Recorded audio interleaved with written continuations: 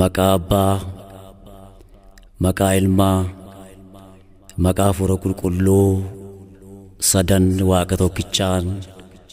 Ameen. Bor kan Gooftaati. Guyyichi inni borii ofiisaaf hammeenya isaa haa dhiphatu malee guyyaa isa boriif hin dhiphatinaa. Wangeela Maatiyos boqonnaa 6 lakkoofsa 34. Bor kan Gooftaati isa yaaddofnee lolaaf birmadaaf meeshaan barbaanne sodaa hin qabu ilaalee haala ni qaba harkaa hundumaa falaa.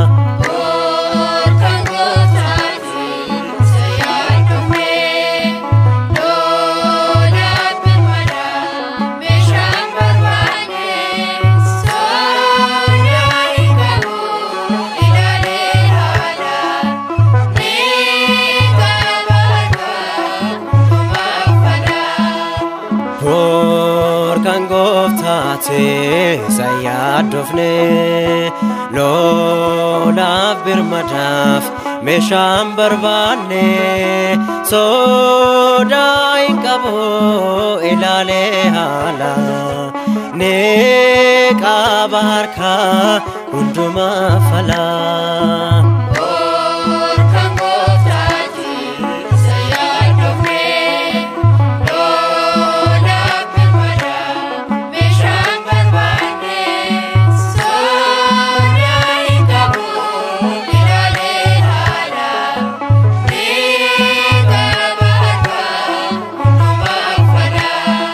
Keessi koo namana hundu kan saata'u maaltu ta'a jedhee garaan koo yaadda'u Gooftaan koo cimaadha bor kan hin sodaanne humni diinaa isaa farcaatee jangunne.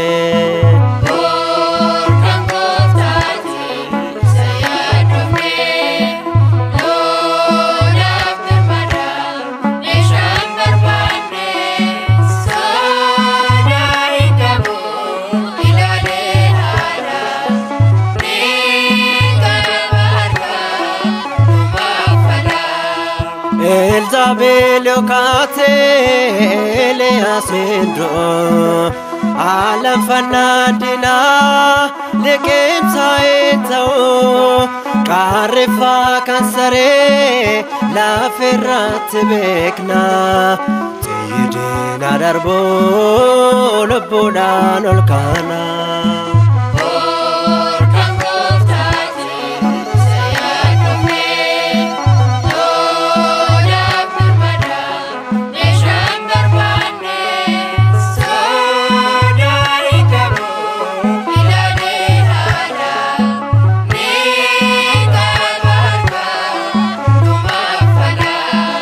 Ofirra melanu kayo kenya bekna amadu ajafus abde afu kamna alu kan bishane kan gatinake naga katabera galbe kenya sake.